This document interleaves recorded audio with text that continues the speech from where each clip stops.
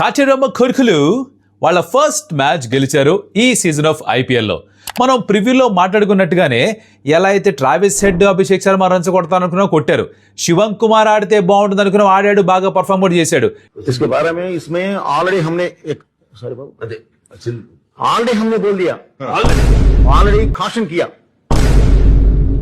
David pen ఆడకపోయినా పర్లేదు, ఆడితే first ఓవర్లే వేయాలన్నాడు, వేశాడు, రన్లు కూడా ఇచ్చాడు అనుకోండి, అది కరెక్టే. నితీష్ కుమార్ రెడ్డి కూడా రన్ స్కోర్ చేశాడు, player of the match, wickets కూడా తీసుకున్నాడు. Really happy for Nitish. And ఓవరాల్గా 65 రన్స్ మార్జిన్తో గెలిచారు, చాలా కంఫర్టబుల్ గెలిచారు. అసలు ఏంటి జరిగింది? అండ్ కింగ్స్ బ్యాట్ లేదో ఉంది నెక్స్ట్, ఓ క్యా హే, దాని గురించి కూడా కాస్త మాట్లాడుకుందాం. Let's get started. Welcome to Stump Tales. నా పేరు Kaushik. And famous win for Sunrisers Hyderabad. Head to హెడ్లో కేకేఆర్ దే పై చెయ్యి. లాస్ట్ 5 గేమ్స్లో వాళ్ళే ఎక్కువ సార్లు గెలిచారు. ఇవన్నీ ఉన్నా కూడా సన్ రైజ్ హైదరాబాద్ ఈడెన్ గార్డెన్స్కి వెళ్ళి కోల్కతా నైట్ రైడర్స్ని అక్కడే ఓడించారు. కొన్ని ట్రెండ్ బ్రేక్ అయ్యాయి. ఏంట్రా ఇది అంటే, టాస్ గెలిచిన టీమే గెలుస్తుంది, ట్రెండ్ బ్రేక్ అయింది. ఇంకో ట్రెండ్ బ్రేక్ అయింది, చేస్ చేస్తున్న టీమే గెలుస్తుంది, బ్రేక్ అయింది. హోమ్ టీమ్ ఇది రెండోసారి ఈ సీజన్లో ఓడిపోవడం, బట్ మిగతా ట్రెండ్స్ అయితే బ్రేక్ అయ్యాక. ఆఫ్ కోర్స్ జరిగిందండి మ్యాచ్లో 226 స్కోర్ చేశారు. టాస్ ఓడిపోయిన తర్వాత ఫస్ట్ బ్యాటింగ్ చేశారు సన్ రైజ్ హైదరాబాద్. అండ్ కేకేఆర్ని 161కి రిస్ట్రిక్ట్ చేశారు. దాంతో 65 పరుగుల తేడాతోటి ఈ మ్యాచ్ గెలిచేశారు Sunrisers Hyderabad. Points table ఇవన్నీ ప్రస్తుతానికి పెద్ద మ్యాటర్ కావు, ఎందుకంటే ఇంకా ఎర్లీ స్టేజ్ టోర్నమెంట్లో ఉన్నాం మనం. సరే, 6th పొజిషన్లో ఉన్నారు, హ్యాపీసా? ఓకే, పర్ఫార్మెన్స్ గురించి మాట్లాడుకుందాం, మొత్తం కవర్ అయిపోతుంది. Now it started off with Abhishek Sharma and Travis head. Travis head గురించి మాట్లాడదాం ఫస్ట్. ఈ జస్ట్ వెంట్ బెజర్క్. స్టార్టింగ్లోనే ఇచ్చుకున్నాడు, మొదలుపెట్టాడు. ఇంకా అసలు ఏంది మీరు అన్నట్టుగా బ్యాటింగ్ చేశాడు. వైభవ్ రారా వేస్తుంటే అదేదో ఫ్లిక్ లాంటిది ఏదో కొట్టాడు, ఇంకేదో కొట్టాడు. ఒక ఓవర్లో 20 అంతా కొట్టాడు. తర్వాత బ్లెస్సింగ్ ముజర్బాని వస్తే తన్ని కూడా వేసుకున్నారు, తన్నికి రన్స్ పడ్డాయి. తను ఒక సైడ్ నుంచి రన్స్ బాగానే స్కోర్ చేస్తూ ఉంటే అభిషేక్ శర్మ వరుణ్ చక్రవర్తి కోసం వెయిట్ చేశాడు. నాకు వరుణ్ చక్రవర్తి చూస్తే కొంచెం బాధగా, కొంచెం కంగారుగా కూడా ఉంది. ఎందుకంటే బయట ప్లేయర్స్ కొడుతున్నారు, మన ప్లేయర్స్ కొడుతున్నారు. వరల్డ్ కప్లో సెకండ్ హాఫ్లోనూ కొట్టారు, ఐపీఎల్లో 2 మ్యాచ్లోనూ కొట్టారు. ఇక్కడ ఫస్ట్ ఓవర్ వేస్తే 25 రన్స్ కొట్టాడు అభిషేక్ శర్మ, ఏకంగా 25 పరుగులు కొట్టి దొబ్బాడు. వచ్చకోతే అంటే కాన్ఫిడెన్స్ షాటర్ అయిపోతుంది, కాన్ఫిడెన్స్ తగ్గిపోతుంది బాగా Varun Chakravarthy. I hope he somehow finds way to come back, because తను కేకేఆర్కి కాదు, ఇండియాకి కూడా చాలా మంచి bowler. Class and half century score చేసినా కూడా not is fluent knock, most fluent knock కాదు. ఇంతకు మించి బాబు లాంటి ఇన్నింగ్స్ బౌల్డ్ ఆడున్నాడు. బట్ అగైన్ పరిస్థితి తగ్గట్టుగా వికెట్స్ పడిపోయి ఉన్నా కాబట్టి ఎక్కువ రిస్క్ తీసుకోకుండా ఆడాడు. Very important contribution half century తన నుంచి. క్లాసన్ ఆడిన షాట్స్లో నాకు బాగా నచ్చిన షాట్ ఆడి తెలుసా? ఓ స్కూప్ ఆడాడు, reverse scoop. First ball try చేశాడు కార్తిక్ త్యాగి బౌలింగ్లో, జస్ట్ ఆఫ్ స్టంప్ మిస్ అయింది. రెండో బాల్ మళ్ళీ ఆడాడు, 6 వెళ్ళిపోయింది. మూడో బాల్ మళ్ళీ ఆడదామంటే కార్తిక్ త్యాగి ఆగిపోయాడు. అంటే షాట్ ఆడుతున్నాడని ఆగిపోయాడా, లేకపోతే కాలు నిజంగా స్లిప్ ఆగిపోయింది తెలియదు, కానీ ఆ స్కూప్ అయితే. నెక్స్ట్ నితీష్ కుమార్ రెడ్డి మాట్లాడదాం మన కుర్రాడు గురించి కాస్త. ఇప్పుడు చాలా నెగిటివిటీ ఉంది నితీష్ మీద, ఫర్ సమ్ ఆట్ రీజన్ చాలా నెగిటివిటీ ఉంది. 2024 సీజన్లో మావోడు అని చెప్పేసి అందరూ గుండెలు బాధేసుకుని హద్దుకొని వాటేసుకొని ఏవో చేశారు, రైట్? 2025లో సరిగ్గా పర్ఫామ్ చేయకపోయేసరికి ఏం ఆడుతున్నాడు అని చెప్పి తక్కువగా మాడడం మొదలెట్టారు. ఇండియా కాడి వందగొట్టేప్పుడు మా తెలుగు వాడు రా అని ఫీల్ అయిన వాళ్ళే ఏం ఆడుతున్నాడు రా అన్న వరకు వచ్చింది. It typically happens in our country. మనం పొగడ్డం కూడా ఓ రేంజ్లో చేస్తాం, తొక్కేస్తే కూడా మరి ఇంకెక్కడికో తొక్కేస్తాం. బ్యాలెన్స్ అనేది మెయింటైన్ చేయం. Very emotional people as cricket fans మన అందరం కూడా. Performance speaks. ఎందుకు నితీష్ కుమార్ రెడ్డి ఇంత విలువైన ప్లేయర్గా మారచ్చో మరోసారి చూపించాడు. సీమ్ బౌలింగ్ ఆల్రౌండర్, చాలా తక్కువ క్వాలిటీ, చాలా తక్కువ క్వాంటిటీలో దొరుకుతారు ప్రపంచ క్రికెట్లో. అలాంటి ఒక ప్లేయర్ నితీష్ కుమార్ రెడ్డి. 136 km/h వేస్తున్నాడు, ఇప్పుడు పేస్ పెంచుకున్నాడు. బ్యాట్ తోటి 160 స్ట్రైక్ రేట్తో 39 స్కోర్ చేశాడు. 2 ఇంపార్టెంట్ వికెట్స్ తీసుకున్నాడు. 3వ వికెట్ కూడా వచ్చి ఉండొచ్చు క్యాచ్ పట్టుకొని ఉంటే. ప్లేయర్ ఆఫ్ ది మ్యాచ్గా మారాడు. సన్ రైజ్ హైదరాబాద్కి గత కొద్ది సీజన్స్గా 35 రన్స్ స్కోర్ చేసి 2 వికెట్స్ తీసుకుంది 2 సార్లు జరిగింది. ఆ 2 సార్లు దిశ చేశాడు. ఇది మామూలు విషయం కాదు, మీకు అర్థం కావట్లేదు. చాలా తక్కువ తీసి ఆడతారు మీరు, చాలా ఈజీగా తీసుకుంటారు. సీమ్ బౌలింగ్ ఆల్రౌండర్స్ ఎంతమంది ఉన్నారు? ఎంతమంది లెక్క పెట్టండి. ఒక కపిల్ దేవ్ గారు గుర్తొస్తారు. తర్వాత చాలా పెద్ద వ్యాక్యూమ్ ఉంది ఇండియన్ క్రికెట్లో. మధ్యలో రాబిన్ సింగ్, తను జెంటిల్ మీడియం పేస్ వేసేవారు, but very good allrounder. But జెన్యున్గా మంచి పేస్ వేస్తూ మంచి బ్యాటింగ్ చేసే ప్లేయర్స్ ఎంతమంది? ఒక హార్దిక్ పాండ్యా కనిపిస్తాడు, తర్వాత ఇంకెవరు కనిపించరు మీకు. Which is why he's a rare commodity, which is why తనకి కాన్ఫిడెన్స్ ఇస్తుండాలి, విచ్ ఇస్ వై తనని ఎంత బ్యాక్ చేస్తే అంత గొప్ప ఛాన్స్ ఉంది ఇండియాకు ఒక మంచి క్రికెట్ దొరకడానికి. బౌలింగ్ స్టార్ట్ అయిన తర్వాత ఉన్న పెద్ద కన్సర్న్ ఏంటంటే, ఎలా అయితే కేకేఆర్కి బౌలింగ్ కొంచెం ఇన్ఎక్స్పీరియన్స్డ్ వీక్ ఉందో, అలాగే సన్ రైజ్ హైదరాబాద్ కూడా బౌలింగ్ ఇన్ఎక్స్పీరియన్స్ వీక్గానే ఉంది. ఇప్పటికీ వీక్ అండ్ ఇన్ఎక్స్పీరియన్స్డే. ఎస్, ఈ మ్యాచ్లో 161కి ఆల్అవుట్ చేశారు. బాగుంది కానీ బాగాలేదు. బాగానే ఉంది కానీ ఇంకా బాగుండొచ్చు. వికెట్స్ తీసుకున్నారు, బాగా వేశారు, బట్ కన్సిస్టెంట్గా ఇది చేయగలుగుతారా అన్నది చూడాలి. విత్ బెటర్ టీమ్స్ ఇది చేయగలుగుతారా అన్నది చూడాలి. శివాంగ్ కుమార్ అనుకున్న తను ఆడితే బాగుంటుంది, ప్లేయింగ్లో తీసుకొస్తే బాగుంటుంది, ఆడాడు అండ్ అద్భుతంగా వేశాడు. వికెట్ రాలేదు, but he showed that he's got something in him. ఒక ఎక్స్ ఫ్యాక్టర్ ఉంది తనలో. చాలా క్లోజ్గా వికెట్స్ మీద నుంచి ఆడాల్సి వచ్చింది. Batter had to take some risk to score runs. 40కి పైగా రన్స్ ఇచ్చినా కూడా I have no problem with Shivang. తను వేసిన విధానం బాగుండింది. ఇప్పుడు the most controversial thing about this entire match, దాని గురించి మాట్లాడదు. అదే అభిషేక్ శర్మ క్యాచ్ అవుటా కాదా, అవుటా కాదా. ఇప్పుడు మీరు సన్ రైజ్ హైదరాబాద్ ఫ్యాన్స్ అయితే మీరు అవుట్ కాదు అని ఫిక్స్ అవుతారు, రైట్? ఇక్కడ నేను మొత్తం అంతా ఇప్పటిదాకా సన్ రైజ్ హైదరాబాద్ పాజిటివ్సే మాట్లాడా. వరుణ్ చక్రవర్తి అక్కడ కేకేఆర్ జెర్సీ కాకుండా ఇండియన్ జెర్సీ వేసుకొని ఉంటే అవుటా కాదా క్యాచ్? మీ మనస్సాక్షిని అడగండి, మీకే తెలుసు, బయటకు చెప్పక్కర్లే, మిమ్మల్ని మీరు అడగండి. తను ఇండియన్ జెర్సీలో క్యాచ్ పట్టుంటే మనందరం కూడా అవుట్ అనేవాళ్ళం. It's a very close call, there is no doubt in that. జరిగేది ఏంటో ఎక్స్ప్లెయిన్ చేస్తా. కెమెరా యాంగిల్స్తో ఏంటి పొరపాటు ఎక్స్ప్లెయిన్ చేస్తా, ఆర్ ఎందుకు ఇలా అనిపిస్తుందో ఎక్స్ప్లెయిన్ చేస్తా. కెమెరాస్ ఎప్పుడూ కూడా గ్రౌండ్ లెవెల్ కంటే కూడా చాలా ఎత్తులో ఉంటాయి, ఆ పైన ఎక్కడో ఉంటాయి. సో ఆ పైనుంచి ఎప్పుడైతే మీరు చూస్తారో ఇలా యాంగిల్లో ఉంటుందో మీకు ఎప్పుడూ కూడా ఆ బాల్ గ్రౌండ్కి తగిలినట్టే కనిపిస్తుంది. It's a parallax error. Ground లెవెల్లో కెమెరాస్ ఉండవు. సో ఆ బాల్ వేళ్లల్లో పడి బౌన్స్ అయిందా పామ్స్లోకి, ఆర్ గ్రౌండ్ మీద పడి బౌన్స్ అయిందా అన్నది క్లియర్గా చెప్పడం కుదరదు. రియల్ టైంలో చూస్తే మీకు అర్థమయ్యేది దట్ అది వేళ్లల్లో పడిందని. మీరు పాజ్ కొట్టి చూస్తా, ఒక్కొక్క ఫ్రేము చూస్తా అంటే మీకు క్లారిటీ రాదు. బికాజ్ ఆ కెమెరా యాంగిల్స్ అలానే ఉంటాయి.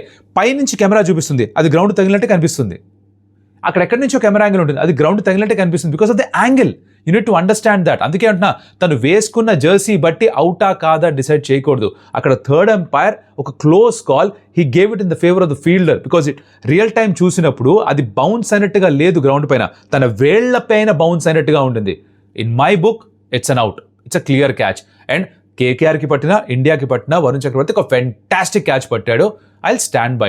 కేకేఆర్కి బ్యాటింగ్ పరంగా అంకుష్ రఘువంశీ ఫెంటాస్టిక్గా బ్యాటింగ్ చేశాడు. బ్యాక్ టు బ్యాక్ 50s తనకి ఓ సాలిడ్ ప్లేయర్లా అనిపిస్తున్నాడు. I think great talent and consistency ఉంది. ఒకటే ఏంట్రా అంటే రన్అట్లే ఎక్కువ చేస్తున్నాడు. రన్నింగ్ పెట్టిన వికెట్స్ కొంచెం తేడాగా ఉంది. బిస్కెట్ ఇచ్చాడు కెమెరూన్ గ్రీన్కి, కాలు తగిలి బాల్ అక్కడే ఉంటే ఇషాన్ మలింగాకి వెళ్ళిపోతారా అన్నాడు. క్రాస్ చేశాడా, క్రాస్ చేయలే, గ్రీన్ ఉండిపోయాడు. పాపం దొరికిపోయాడు, గ్రీన్ అడ్డంగా దొరికిపోయాడు. మళ్ళీ రఘువంశీ కూడా రన్అట్ అయిపోయాడు. క్యారే భయ్, ఐసా కరే తో కైసే చల్తా భయ్, నై చల్తా. రివ్యూ అయిపోయింది. ఎస్ఆర్హెచ్కి ఒక మంచి గెలుపు, 65 రన్స్ తో మ్యాచ్ గెలిచారు. ఫినామినల్ ఎఫర్ట్ అందరి నుంచి. Great work by the boys. Congratulations to orange army. Now moving on to the next game. ఇదేంట్రా అంటే Chennai super kings and Punjab kings మధ్యన match. So battle of the kings at Chidambaram Chepauk స్టేడియంలో match జరుగుతోంది.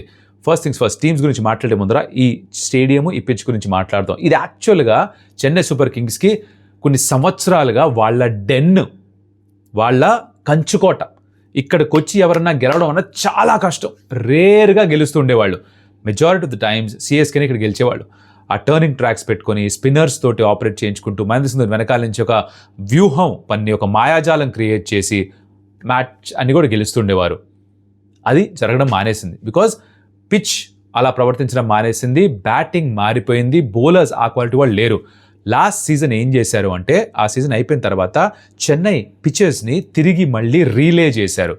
మీరు world కప్లో గమనించుంటే కనుక బోల్డ్ అన్ని రన్స్ స్కోర్ అయ్యాయి ఇక్కడ. బికాజ్ చెన్నై సూపర్ కింగ్స్ కూడా వాళ్ళ ఆలోచన విధానం మార్చుకున్నారు, వాళ్ళ ఆడే విధానం మార్చుకున్నారు. వాళ్ళు కూడా ఎక్కువ రన్స్ కావాలని ఫిక్స్ అయ్యారు.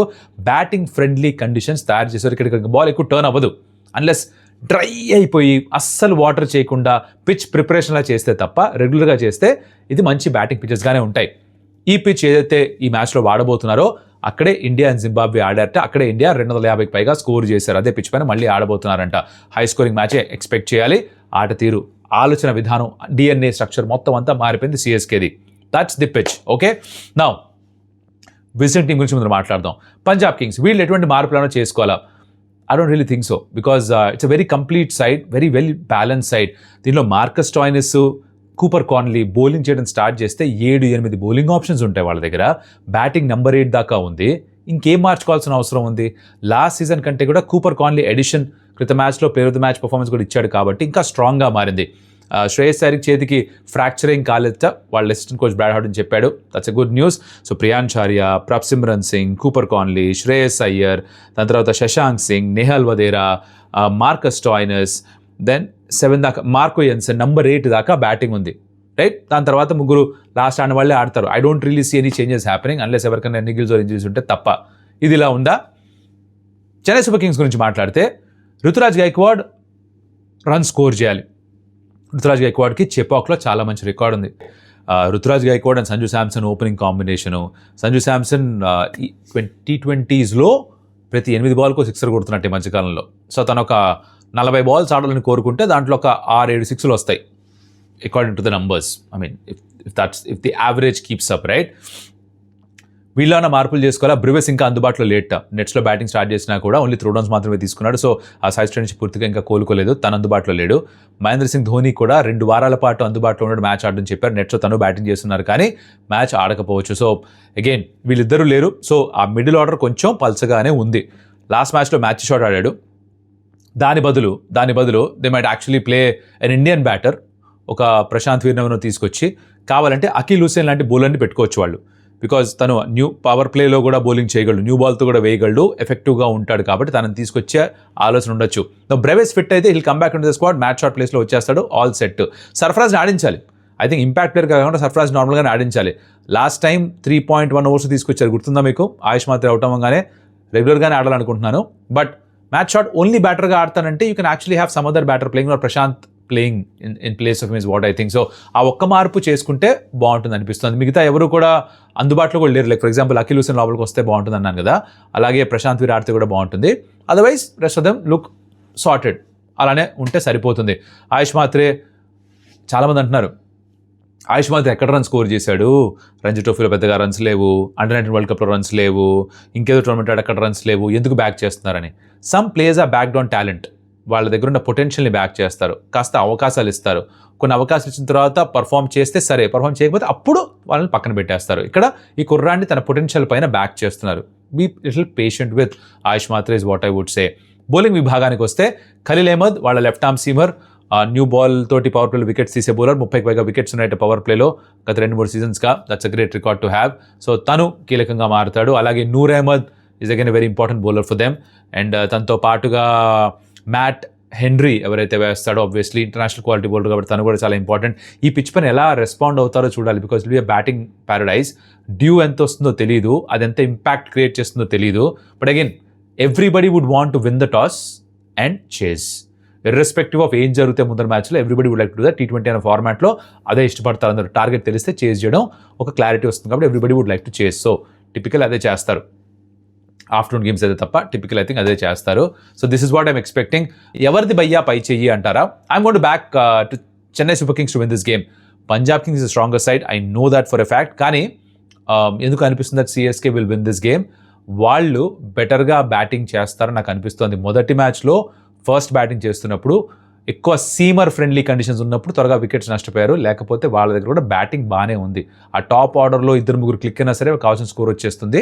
దాని తర్వాత it could be anybody's game. So I'm going to take a small పంట్ on Chennai super Kings. చూద్దాం ఏం జరుగుతుంది. మీరు ఏ టీం గెలుస్తుంది అనుకుంటున్నారు, ఏ ప్లేయర్స్ ఇంపార్టెంట్ అవుతారు అనుకుంటారో?